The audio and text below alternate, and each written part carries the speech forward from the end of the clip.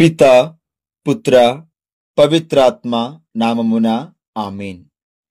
యేసుక్రీస్తు నాథుని యందు ప్రియమైనటువంటి సహోదరులారా, తపస్సు కాలములో పవిత్రవారం సోమవారము వాక్య ధ్యానాంశానికి మీ అందరిని కూడా ప్రేమతో ఆహ్వానిస్తూ ఉన్నాను.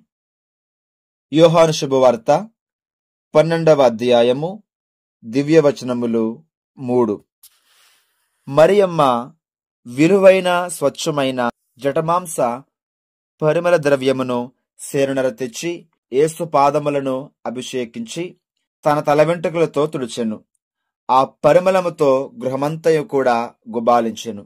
అంతటా ఆయన శిష్యులలో ఒకడు ఆయనను పట్టింపనున్న యూదా ఇస్కరియోతు ఈ పరిమళ ద్రవ్యమును 300 దినారములకు అమ్మి పేదలకు ఇయ్యకూడదా అనెను. అతడు పేదల పట్ల జాలితో ఇట్లనలేదు, ఏలైనా వాడు దొంగ. యేసుక్రీస్తు నాథుని యందు ప్రియమైనటువంటి సహోదరులారా, తపస్సు కాలము చివరి గడిలో మనం నిన్నటి నుంచి పవిత్ర ఆదివారములోనికి, పవిత్ర మ్రానుకొమ్మల ఆదివారం ద్వారా పవిత్రమైన వారములోకి ప్రవేశించి ఉన్నాం.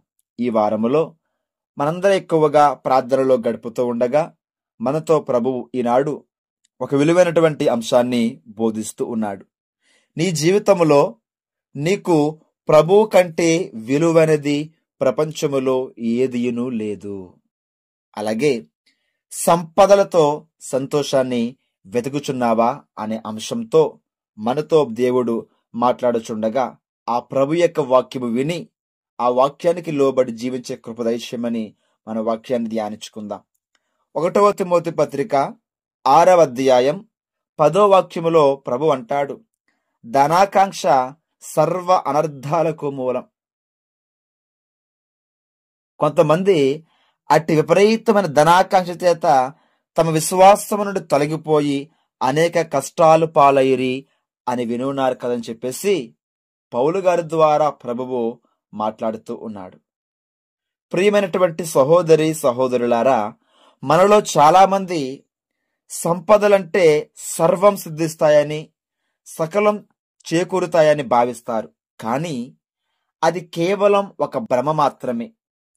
నేటి సువార్తలో యూదా ఇస్కరియోతు మనసు ఎప్పుడూ కూడా డబ్బును ప్రేమిస్తున్నట్లుగా, డబ్బు ధ్యాసలోనే జీవించినట్లుగా అర్థమవుతుంది. ఆ డబ్బుపై ఉన్నటువంటి మమకారంతో చివరికి తన సొంత గురువు అయిన యేసుక్రీస్తుకే ద్రోహం తలపెట్టాడు.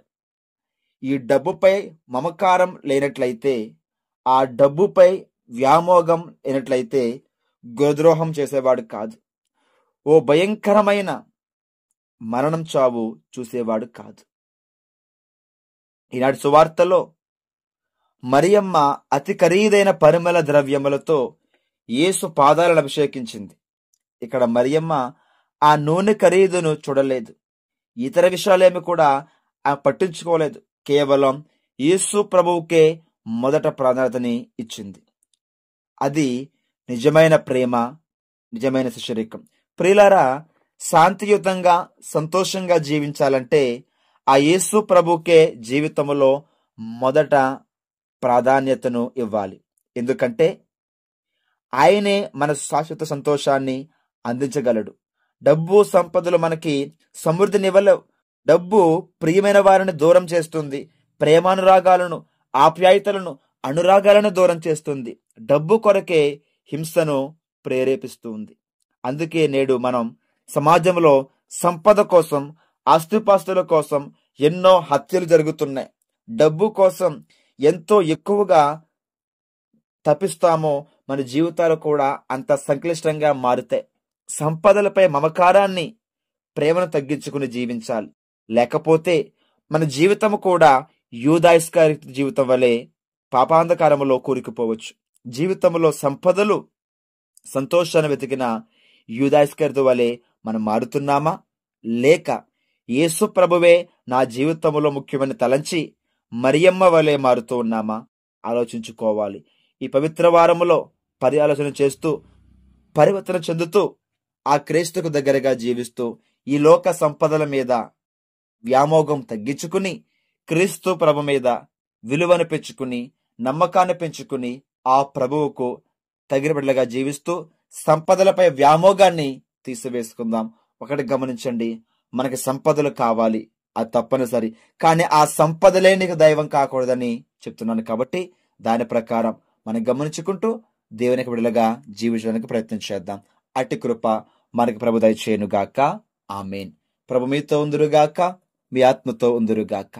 త్రిత్వేక సర్వేశ్వరుడు పిత, పుత్ర, పవిత్రాత్మ దేవుడు మనలందరినీ దీవించి కాచి కాపాడునుగాక.